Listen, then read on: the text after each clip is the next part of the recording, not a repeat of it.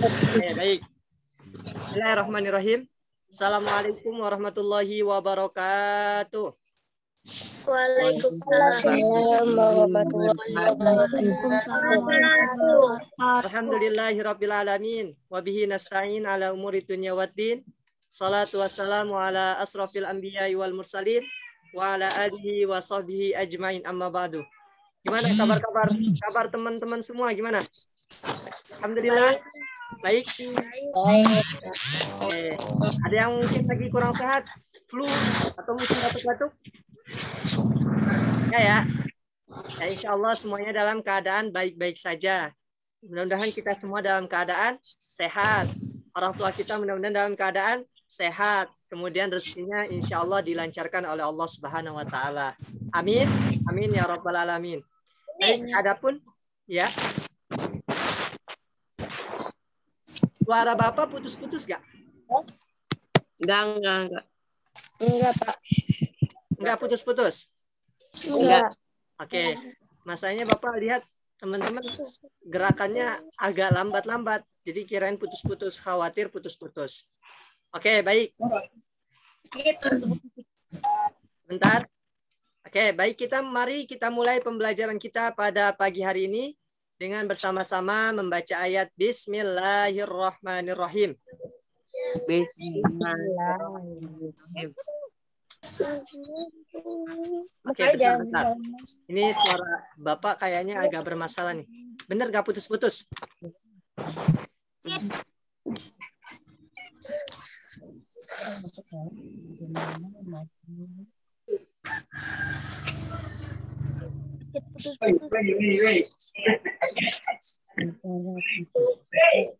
Sebentar ya, coba Bapak perbaiki dulu.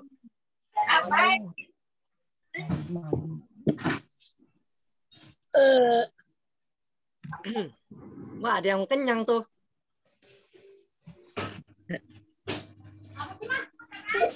Bentar, diperbaiki dulu bentar. Nanti Bapak ada pertanyaan, kalau yang bisa jawab nanti dapat pulsa 5.000. Nah, 5.000 dulu. Lumayan buat. Oke, bentar lagi, ini lagi diperbaiki dulu bentar.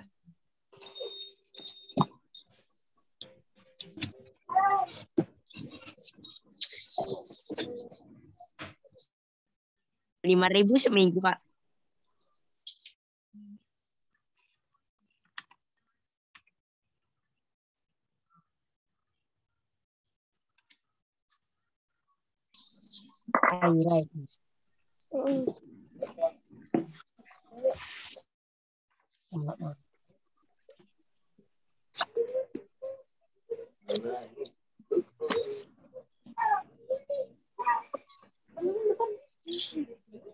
Halo, cek. Udah masih putus-putus nggak? Enggak. Oke, baik. Alhamdulillah pada pagi hari ini kita akan melanjutkan materi dari pertemuan sebelumnya. Namun sebelum itu seperti biasa mari kita buka dengan bersama-sama membaca ayat Bismillahirrahmanirrahim. Bismillahirrahmanirrahim. Baik teman-teman yang dirahmati Allah Subhanahu Wa Taala. Ya, kita masih membahas di pertemuan pertama yang mana upaya Nabi Muhammad SAW dalam membina masyarakat Madinah. Di pertemuan sebelum-sebelumnya, ya, Bapak sudah sampaikan bahwasanya ketika kaum muhajirin, ya, orang-orang yang tinggal di Mekah, mereka hijrah ke Madinah, ya, mereka itu tidak membawa apa-apa. Mereka tidak membawa rumah-rumah mereka. Ya, kaum muhajirin ini tidak membawa harta-harta mereka. Mereka semua tinggal di Mekah. Ditinggalkan tuh harta-harta itu di Mekah. Nah, emang nggak hilang, Pak? Ya, karena hati-hati mereka udah taat kepada Rasulullah untuk hijrah. Ya, ketika Rasulullah suruh meninggalkan kota Mekah, maka orang-orang Mekah yang Muslim, ya, mereka buru-buru hijrah. Hijrah itu pindah tempat, ya, berkelana ke tempat yang lebih aman, yaitu ke kota Madinah. Di kota Madinah, ya, alhamdulillah Islam sudah berkembang di sana. Sehingga ketika orang-orang Mekah Muslim datang ke kota Madinah, Ya, maka mereka sama Rasulullah dipersaudarakan, dipersatukan, diikat dengan ukhuwah Islamiyah. Ya, persaudaraan mereka. Ya, makanya Rasulullah juga membina dalam beberapa bidang. Nah, bidang-bidang ini yang kemarin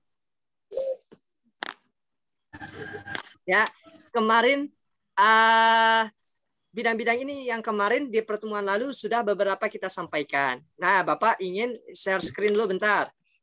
Nah, bisa teman-teman lihat sambil dibuka buku paketnya. Nanti ketika ada yang belum paham, silakan untuk ditanyakan. Sama ya bukunya ya. Nah, di sini ada beberapa bidang ya yang kita bahas, yaitu ada 4 bidang. Yang bidang agama sudah kita pelajari. Yang bidang sosial sudah kita pelajari juga. Yang bidang ekonomi juga sudah kita pelajari. Dan yang terakhir tinggal dalam bidang pertahanan. Ya, oke, silakan dibuka, dilanjut. Ya, kemarin jangan lupa ketika di pembinaan di bidang agama, Rasulullah buat apa, Pak? Rasulullah membuat masjid. Jadi masjid ini untuk beribadah kepada Allah sekaligus tempat untuk mendakwahkan agama Islam. Jadi orang-orang muslim selain mereka taat beribadah, mereka juga rajin untuk menuntut ilmu.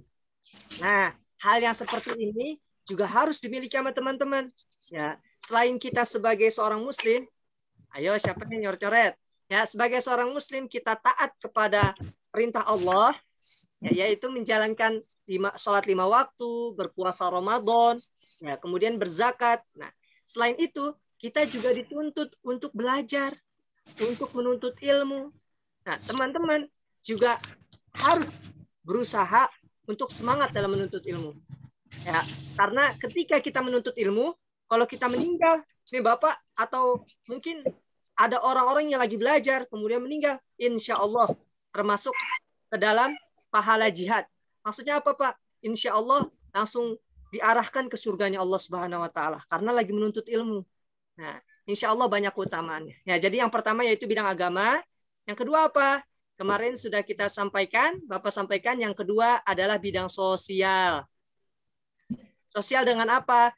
Ya, dengan cara masyarakat Madinah dan masyarakat Mekah dipersatukan oleh Rasulullah dengan rasa cinta, dengan rasa kasih sayang, dengan rasa kepedulian, dengan ikatan akidah Islam, sehingga mereka menyatu, sehingga mereka saling gotong royong, sehingga mereka saling bantu-membantu. Ya, tidak ada yang saling menghina, tidak ada yang saling mencaci, tidak ada yang saling menjatuhkan, tapi mereka saling membangun antara satu dengan yang lainnya. Ya. Mereka saling membangun antara satu dengan yang lainnya. Oleh karenanya Rasulullah di sini mengembangkan nilai-nilai persaudaraan, yaitu cinta damai. Ya. Jadi saling tolong menolong, saling menghormati. Ya. Yang tua menyayangi yang muda. Bapak guru menyayangi teman-teman kelas 5. Ya, itu menyayangi. Nah, gimana kalau teman-teman ke Bapak? Yaitu menghormati. Ya, Az-Zahra, Hafiz, Rehana, Ammar. Suaranya gitu, Pak. Kenapa? Suaranya endat-endat. Oh, endat-endat. Masih sama? Yes. Iya. Masih. Halo? Masih nggak? Masih. Oke, bentar. Coba Bapak cari solusinya. Masih? Halo? Masih endet-endet? Udah enggak. Oke, baik. Bapak matikan videonya dulu ya, karena sinyalnya lagi agak bermasalah. Nah, kemudian di situ Rasulullah menyatukan masyarakat Mekah dengan masyarakat Madinah dengan rasa cinta. Cintanya dengan apa, Pak? Dengan akidah Islam. Kita harusnya berbangga-bangga. Kita harusnya bangga, senang karena kita lahir dalam keadaan Islam. Ya. Allah mempertemukan kita dengan orang-orang yang soleh. Teman-teman yang wanita mempertemukan dengan orang-orang yang solehah. Ya. Mereka-mereka insya Allah berakhlak mulia. Ya. Kemudian yang ketiga apa, Pak? Rasulullah mengajarkan kita ya pembinaan dalam bidang ekonomi yang kemarin Bapak sudah sampaikan. Ya. Jadi di ekonomi ini Rasulullah mengajarkan agar masyarakat Madinah dan masyarakat Mekah yang tinggal di Madinah itu harus memperhatikan perekonomian. Dengan apa, Pak? Dengan cara menanamkan rasa jujur ketika melakukan jual beli. Jujur, kuncinya jujur. Kemudian apalagi ya, tidak melakukan hal-hal yang monopoli. Maksudnya apa? Monopoli itu menimbun barang-barang yang ada, yang lagi langka ditimbun agar harganya lebih mahal. Itu nggak boleh. Ya. Sehingga kunci-kunci yang tadi Rasulullah ajarkan dalam bidang ekonomi yaitu agar jujur dalam melakukan jual beli, kemudian agar apalagi di sini dermawan dalam melakukan jual beli, agar saling menolong dalam melakukan jual beli, maka ini merupakan kunci kesuksesan dalam bidang perekonomian. Jadi yang pertama tadi Bapak sampaikan, yang dibimbing atau dibina oleh Rasulullah, pertama dalam bidang agama, yang kedua dalam bidang sosial, yang ketiga dalam bidang ekonomi. Oke, yang pertama dalam bidang apa tadi? Dalam bidang agama. Yang kedua dalam bidang sosial. Yang ketiga dalam bidang ekonomi. Jadi 3 bidang itu Rasulullah perhatikan dalam membina, dalam membangun, dalam mengarahkan masyarakat Madinah. Ya, baik yang muhajirin maupun yang ansor. Ya. Bahkan teman-teman, untuk saat ini di kota Madinah itu terkenal dengan apa? Salah satu penghasil kurma terbesar. Jadi kurma terbesar pada saat ini itu berada di kota Madinah. Dulu gersang, dulu tempatnya panas, namun sekarang menjadi tempat yang indah, tempat yang subur. Ini berkat siapa? Tentu salah satunya berkat usaha dari Rasulullah dengan memanfaatkan pembinaan yang tadi Bapak sampaikan. Nah, adapun yang terakhir, Rasulullah juga ya di sini silakan teman-teman dibuka bukunya di halaman yang ke-10. Ya, pembinaan dalam bidang pertahanan. Coba sebelum itu Bapak ingin mendengar bacaan dari siapa? Ihsan, coba. Ya, dari atas sampai bagian bawah, halaman 10. Teman-teman silakan bareng-bareng disimak. Silakan Ihsan. Rasulullah SAW mengajarkan kejujuran. Salah. Di halaman 10. Sama gak? Yang bawah bukan.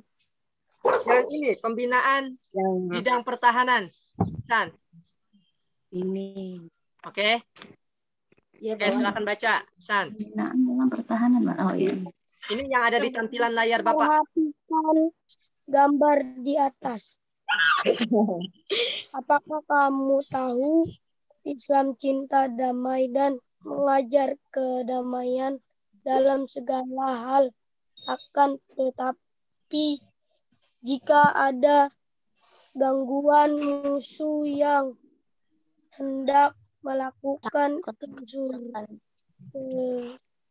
kerusakan dan mengganggu perdamaian, maka Rasulullah siap mempertahankan diri dengan semangat perjuangan yang tinggi.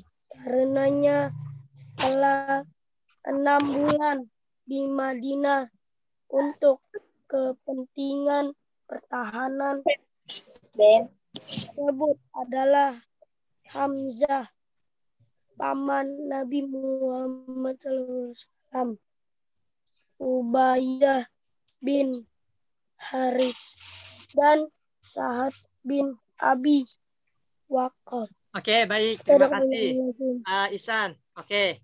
Nah, jadi teman-teman di sini ya Rasulullah mengajarkan agar kita memperkuat diri, ya, mempersiapkan, mempertahankan diri. Jadi Rasulullah ini cinta akan kedamaian. Pak, kok umat Islam suka berperang sih di zaman Rasulullah? Ada perang Badar, ada perang Khandaq, ada perang Uhud. Katanya Nabi Muhammad cinta kedamaian. Hei teman-teman, perlu diperhatikan. Nabi Muhammad cinta kedamaian. Nabi Muhammad mengajarkan kedamaian. Rasulullah melakukan peperangan bukan karena Rasulullah dendam, bukan. Karena mempertahankan diri, menjaga diri dari musuh yang mengganggu. Coba kira-kira ketika teman-teman di rumah, tahu-tahu ada orang yang masuk, orang nggak dikenal, mengganggu, merusak-rusak rumah kalian. Kira-kira kalian bakal ngusir orang itu atau enggak? Iya. Tentu bakal mengusirnya, ya kan?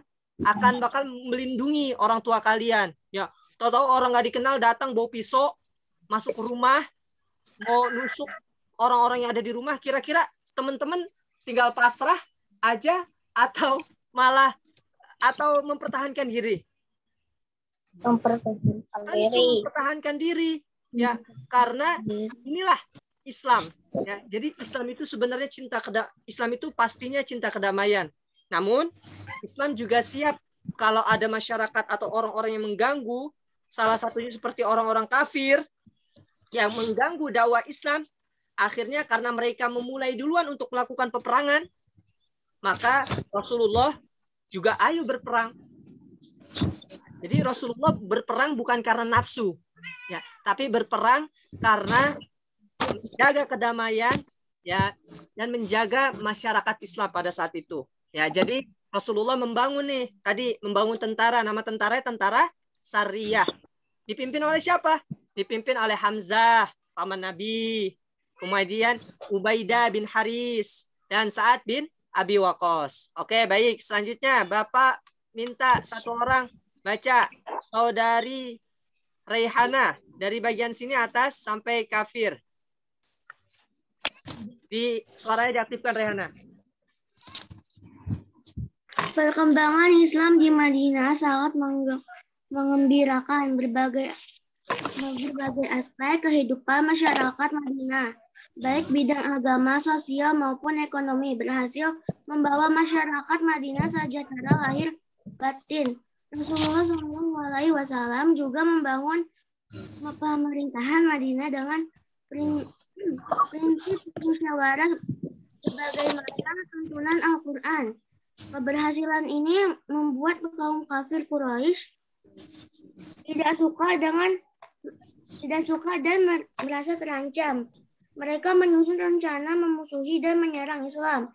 Sejumlah ancaman kaum kafir Quraisy benar-benar dilancarkan kepada kaum muslimin di Madinah, sehingga terjadilah perang antara kaum muslimin dan kaum kafir. Oke, baik. Terima kasih. Nah, teman-teman, di sini teman-teman mulai pahami, ya.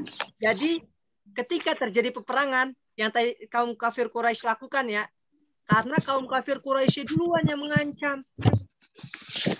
Maaf, karena kaum kafir Quraisynya duluan yang nakal. Karena kaum kafir Quraisy duluan yang mencolek, kemudian mengancam umat Islam. Ya, sehingga ya Rasulullah menjaga diri, menjaga masyarakatnya, menjaga pengikutnya dengan cara apa? Ya juga melakukan perlawanan. Yang tadi contohnya ketika datang ke rumah, ada orang membawa pisau, mengancam rumah nih, di rumah diancam, saya bunuh-bunuhin yang ada di rumah kamu. Nah, maka kamu punya usaha untuk menjaga diri, ya, untuk menjaga keluarga kalian. Nah, seperti halnya ini. Jadi ketika masyarakat Madinah semakin maju, ya, semakin hebat, yang tadi Bapak sampaikan, ya, baik dalam bidang agamanya, kemudian dalam bidang sosialnya, kemudian dalam bidang ekonominya, dan dalam bidang pertahanannya, orang-orang kaum kafir Quraisy mulai nggak suka, mulai mengancam, ya, mulai mengganggu, mulai meresahkan masyarakat Muslim yang ada di Madinah. Ya, mereka mulai ingin melakukan perlawanan, ingin melakukan perang. Karena mereka sudah mau melakukan peperangan, ya maka Rasulullah siap untuk melawan kaum kafir Quraisy. Ya, seperti itu, teman-teman. Ya, jadi bukan kita karena dendam.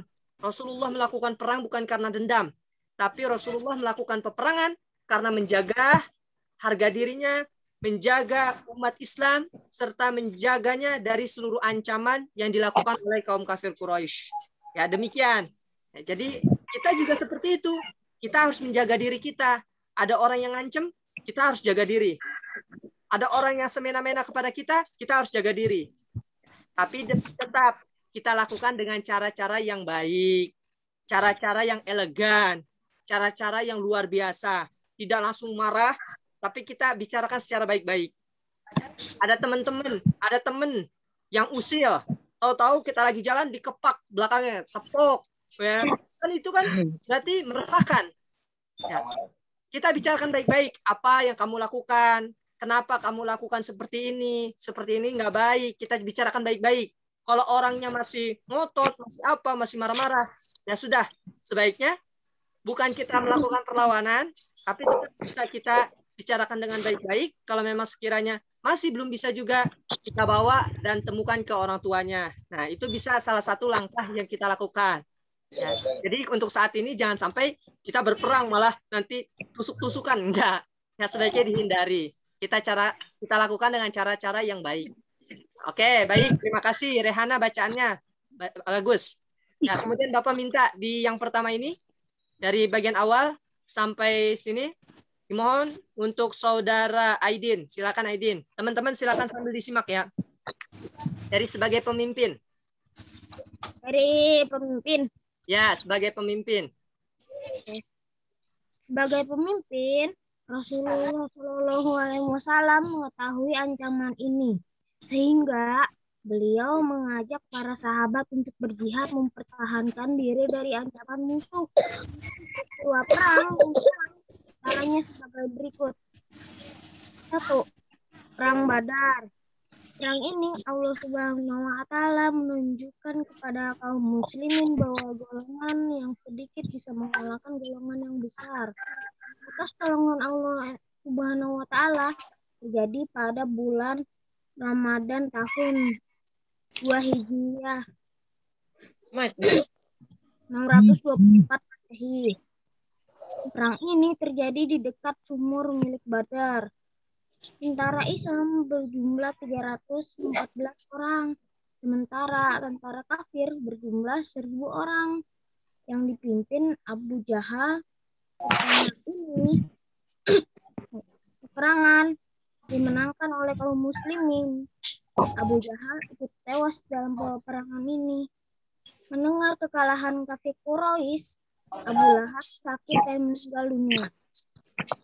Tadi sampai mana, Pak? Oke, baik. Terima kasih, Aidin. Sudah, cukup. Oke, Aidin.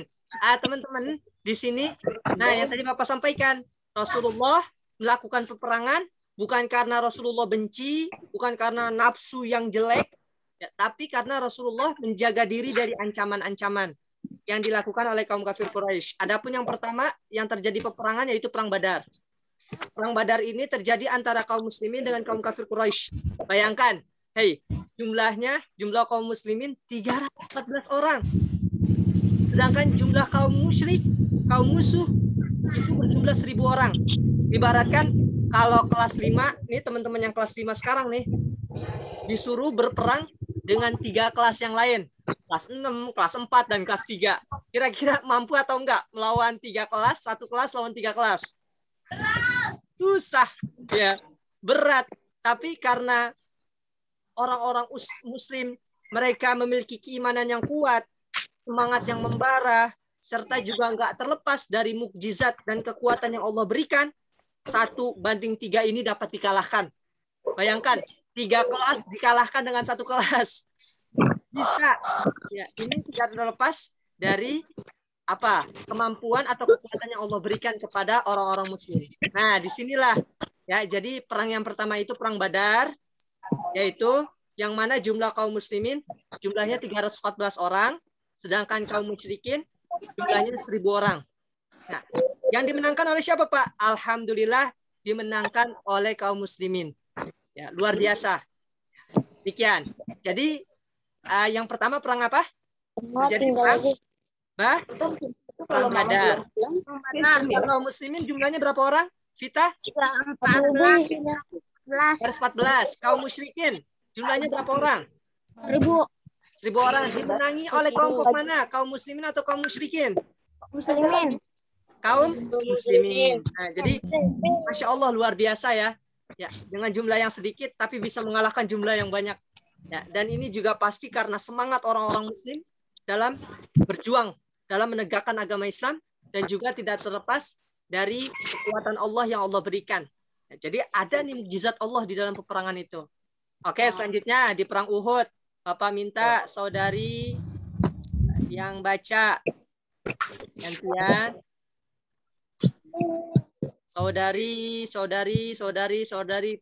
Putri Nur Fajriyah. Perang Uhud. Kita lihat bukunya kalau kurang kelihatan.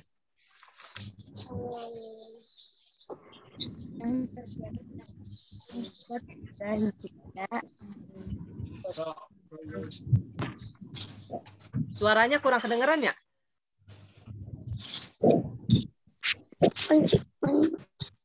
Dideketin kali Putri Nur Fajriyah. Kurang kedengeran. Yang terjadi pada tahun ke-3 Hijriah 625 Masehi. Tentara Islam berjumlah 700 orang, sedangkan tentara kafir berjumlah 2.000 orang yang dipimpin Khalid bin Walid. Awalnya tentara Islam berjumlah 1.000 orang, namun sebanyak 300 orang kaum munafik pimpinan Abdullah bin Ubay mengundurkan diri. Rasulullah Shallallahu Alaihi Wasallam kemudian mengatur strategi dan memerintahkan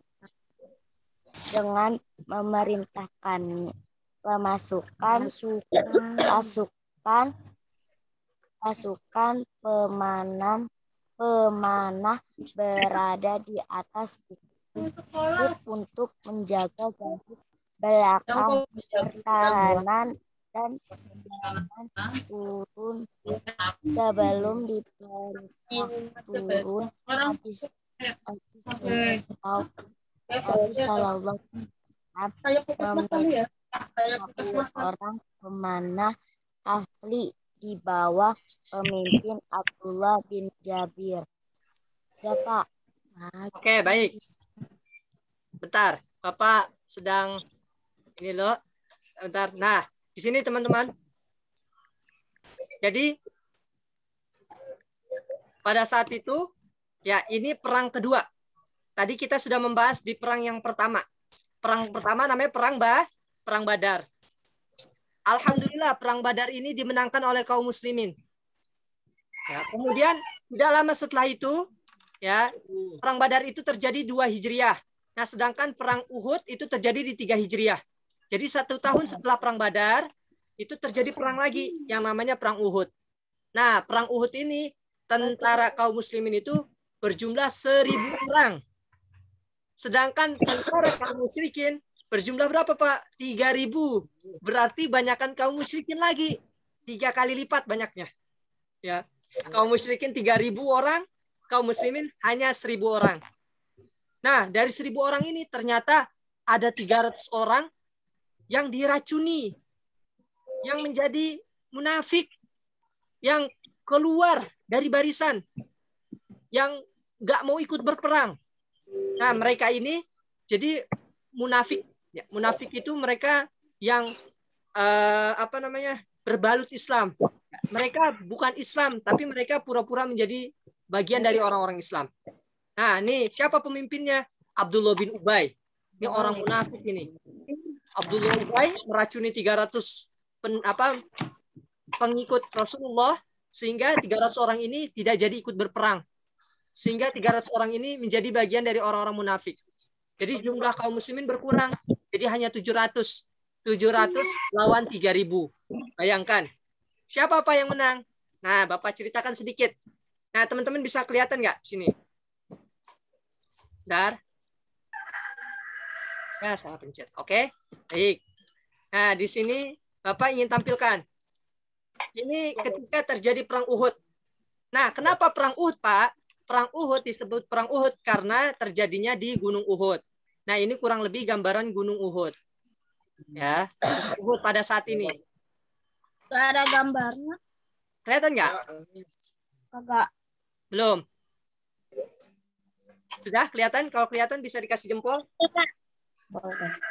Kelihatan ya? Oke, sip. Syukron.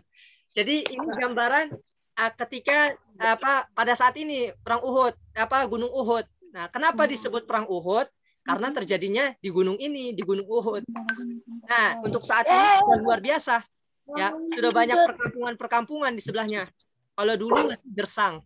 Nah, teman-teman, ketika peperangan terjadi, Rasulullah memerintahkan beberapa orang untuk berdiri atau menjaga diri di atas gunung ini.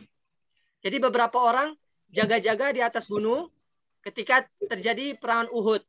Nah, dan alhamdulillah pada saat itu kaum muslimin awal mulanya mengalami kemenangan.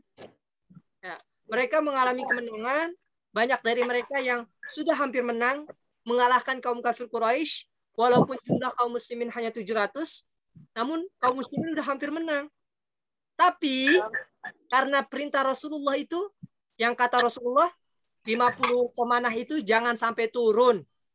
Ya, 50 pemanah itu harus tetap standby di atas gunung. Tapi ternyata mereka malah ingkar atas janji yang disampaikan oleh Rasulullah.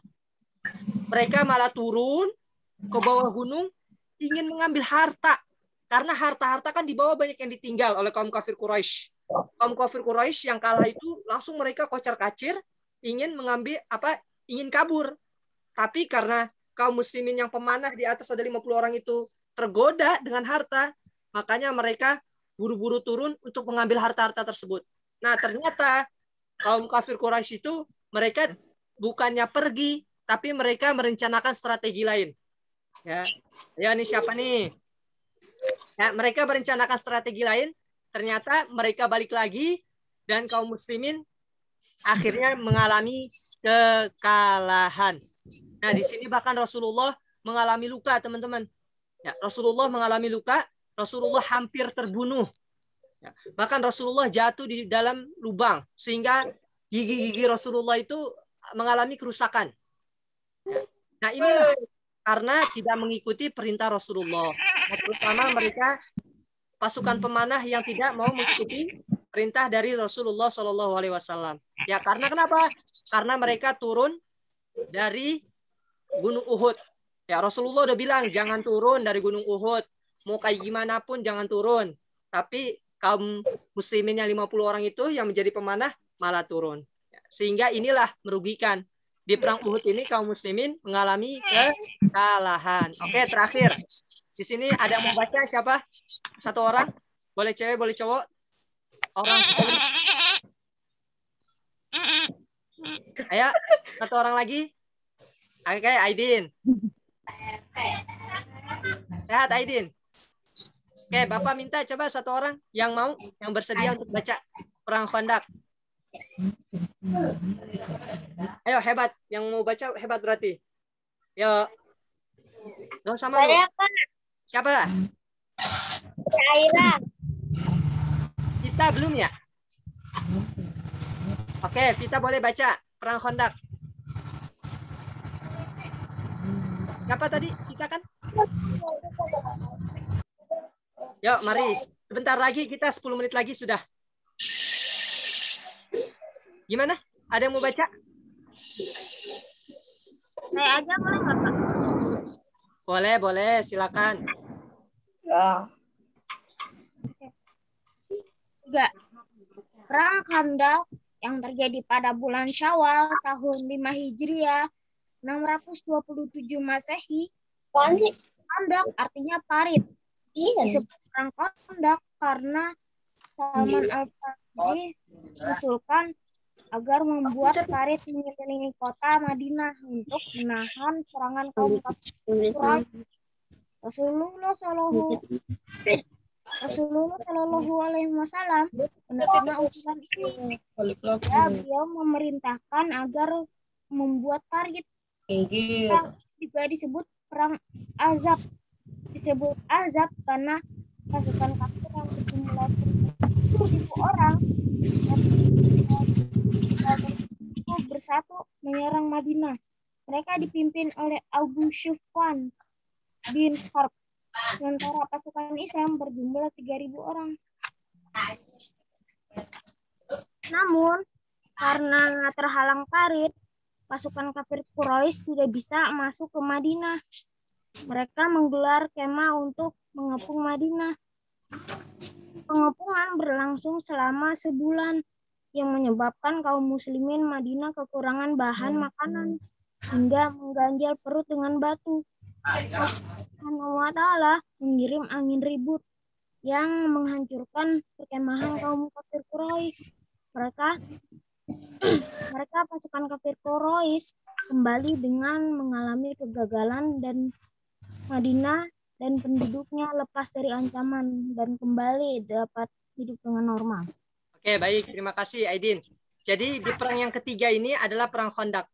Yang perang Khandaq ini terjadi di tanggal 5. Teman-teman diingetin. Oh, di 2 Hijriah terjadi perang Badar. Di 3 Hijriah terjadi perang Uhud. Dan di 5 Hijriah terjadi perang Khandaq. Nah, berapa jumlah kaum muslimin? Kaum muslimin pada perang Khandaq ini atau perang Badar ini mereka berjumlah 3.000. Sedangkan kaum kafir Quraisy berjumlahnya 10.000. Banyakan kaum kafir Quraisy lagi, ya. Namun karena dengan strategi yang diusulkan oleh Salman Al-Farisi, ya, karena diusulkan oleh Salman Al-Farisi untuk apa, Pak? Untuk membuat parit. Parit. Nah, parit itu apa sih, Pak? Nih, Bapak tampilkan. Parit itu semacam lubang, sejenis lubang, kelihatan nggak? Yang kayak di Perang Dunia II. Wah, Perang Dunia Kedua.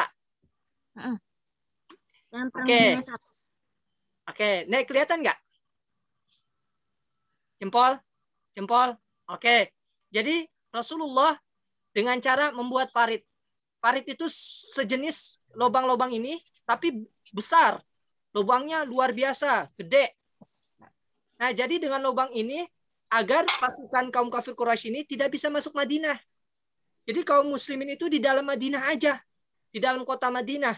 Mereka di dalam itu, ya mereka itu dijegat selama berapa yang tadi Aidin sampaikan? Selama 1 bulan.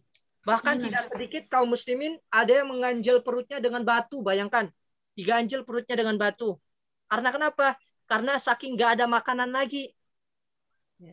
Namun dengan qadarullah, dengan kehendak Allah, ternyata 10.000 pasukan kaum kafir Quraisy, ya, yang apa, Pak? Yang menjegat pasukan kaum muslimin, ya, selama 1 bulan itu ternyata Allah datangkan kepada mereka angin ribut. Angin ribut itu sejenis angin puting beliung atau mungkin angin yang merusuhkan, menghancurkan perkemahan-perkemahan mereka. Jadi dihancurkan perkemahan-perkemahan kaum kafir Quraisy dengan angin tersebut sehingga mereka takut, sehingga mereka kabur, sehingga mereka kocar-kacir.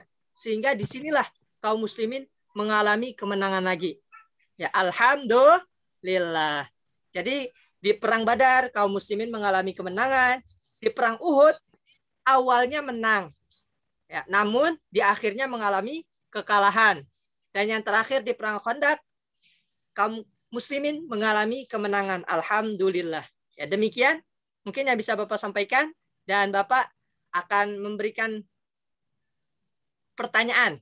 Ya, 1 pertanyaan bagi teman-teman, silakan yang bisa untuk mengangkat tangannya, ya, atau raise hand. Ya. Bapak minta yang paling cepat, ya, 1 orang. Nanti setelah itu dijawab. Insya Allah pertanyaannya mudah. Ya. Oke, paham? Paham? Oke, terima kasih. Oke, Bapak mau minta. Tidak boleh langsung menyebutkan ya, tapi teman-teman angkat tangannya dulu.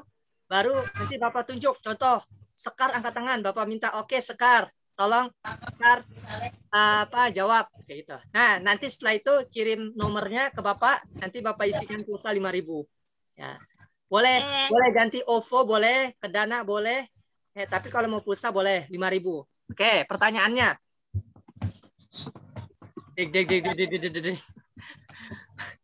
Oke, pertanyaan. Nah, pada perang Khandaq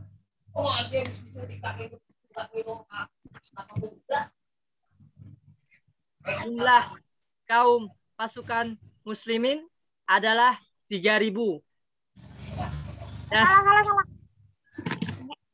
Aidin, pertanyaannya juga belum. Salah pencet. Oke.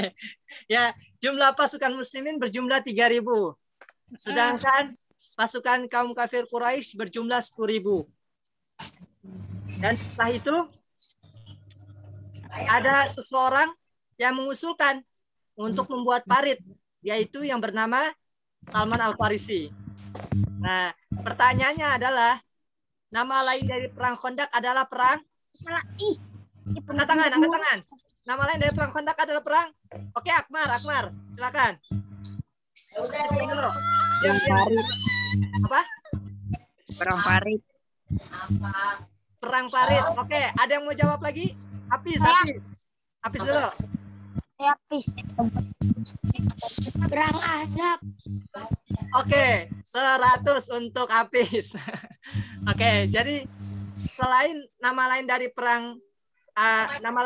perang Khandaq adalah perang Ahzab. Ahzab artinya golongan. Oke, baik, demikian yang bisa Bapak sampaikan. Hafiz boleh kirim nomornya Hafiz nanti di WA ya. Oke, nomornya dikirim ke WA. Boleh mau minta pulsa atau kalau ada dana, ada OVO, tapi 5.000 jumlahnya. Ya, nanti terserah maunya apa. Nanti dibilangin, di chat ya langsung. Oke, baik, terima kasih teman-teman semua. Nanti setelah ini Bapak minta tugasnya. Ya, untuk apa, Pak? Mati lampu, Pak. Kenapa? Mati lampu saya. Oh iya. Tunggu bentar ya. Jadi nanti tugasnya teman-teman, meringkas tadi yang 3 perang itu. Baik perang Khandaq, baik perang Badar, perang Khandaq maupun perang Uhud. Jadi 3 perang itu diringkas. Tidak usah terlalu banyak, yang penting intinya aja jelas. Ya, jadi 3 perang itu, paham? Paham nggak? Kalau paham coba jempol semuanya. Kalau paham. Ya, jadi yang diringkas adalah tadi seputar perang itu ada 3, perang Khandaq, perang Badar, perang Uhud, dan perang Khandaq. Diringkas saja, kemudian ditulis di buku tulis, setelah itu dikirim ke Bapak melalui Japri. Ya, demikian yang bisa Bapak sampaikan. Ada yang mau ditanyakan? Teman-teman mau bertanya? Dia apa, Pak? Dia apa? Oke, jadi sekarang ini tugasnya meringkas, Aidin. Ya, meringkas, yaitu tadi perang Uhud, perang Khandaq, dan perang Badar, perang Uhud, dan perang Khandaq. Jadi yang kita pelajari tadi. Ya, nanti boleh bagaimanapun boleh dikreasikan, terserah teman-teman, boleh dibuat gambar-gambar apa, boleh silahkan ya, sesuai imajinasi kalian digunakan, boleh terserah. Oke, ada lagi yang mau bertanya? Ya, orang kafir masih hidup. Ya, orang kafir akan senantiasa hidup. Ya. Kita ini sebagai seorang muslim, selain orang-orang muslim, maka disebut orang-orang kafir. Orang-orang Kristen kita sebut dengan orang-orang kafir. Orang-orang Yahudi kita sebut dengan orang-orang kafir. Orang-orang Buddha, Hindu, mereka kita sebut dengan orang-orang kafir. Ya, karena kenapa, Pak? Kok jahat banget sih kita bilang kafir? Bukan jahat, tapi memang sebutan di dalam Al-Quran, orang-orang yang di luar Islam itu mereka orang-orang kafir. Kenapa orang kafir? Karena mereka menutup diri mereka. Mereka tidak mau menerima cahaya Islam. Islam udah jelas loh kebenarannya. Islam udah betul loh kebenarannya. Tapi kenapa kok mereka masih mau menutup diri, nggak mau masuk Islam? Nah, maka mereka disebut dengan orang-orang kafir. Itu. Ada lagi, bagus. Siti Kisanti pertanyaannya. Perang Badar sampai perang Khandaq ya, Kak? Betul. Ya. Jadi perang Badar, perang Uhud, dan perang Khandaq. Ya, sahabat Nabi yang paling kaya siapa? Ya, alhamdulillah luar biasa. Jadi banyak dari sahabat Nabi itu yang kaya raya ya, yang dermawan. Salah satunya Utsman bin Affan. Beliau orang yang kaya, namun beliau juga orang yang dermawan. Dermawan apa sih, Pak? Hartanya itu mereka sumbangkan buat kemajuan umat muslim. Abu Bakar As-Siddiq juga kaya, dermawan. Ya, banyak sahabat-sahabat Nabi yang kaya dan dermawan. Ya, ringkasnya di buku tulis. Betul. Ada lagi? Sudah? Kalau sudah, kita cukupkan pertemuan ini. Ya, sampai berjumpa di hari di hari besok ya. Ya, mudah-mudahan. Oh ya, teman-teman sedikit catatan. Ya, sedikit catatan buat teman-teman semua di kelas 5. Insya Allah nanti di hari Jumat teman-teman ada praktik, ada penilaian dari asesor, dari pengawas pusat. Nah, jadi diharapkan di hari Jumat teman-teman bisa bergabung semua. Nah, selain bergabung, teman-teman juga bisa diaktifkan videonya dan dipakai pakaian yang rapih, pakai baju muslimnya. Pak, nggak muat, dipakai aja, kan nggak kelihatan, nggak terlalu kelihatan. Ya, boleh pakai baju putih. Kalau memang nggak ada baju putih yang buat hari Jumat, pakai baju putih koko, boleh untuk yang cowok. Ya. Kemudian diusahakan nanti dipakai. Ini udah disampaikan belum? Udah dikasih tahu belum di hari Jumat? Belum ya? Oke. Udah. Alhamdulillah. Nanti jangan lupa di hari Jumat, nanti bisa bergabung segera. Ya. Demikian yang bisa Bapak sampaikan. Kurang lebihnya Bapak mohon maaf. Kita tutup dengan membaca ayat Alhamdulillahirrabbilalamin. Alhamdulillahirrabbilalamin. Bapak pengen foto bareng dulu. Nih lagi ganteng-ganteng nih. Bareng-bareng. 1, 2, dibuka kameranya. Muhammad Rifki Ilham, Ahmad Abdul Rashid. Ya. Oke, 1. Ayo ditampilkan wajahnya. Boleh gaya terserah. 1, 2, 3. Oke, syukron. Makasih. Assalamualaikum warahmatullahi wabarakatuh. Waalaikumsalam. Ya, semangat.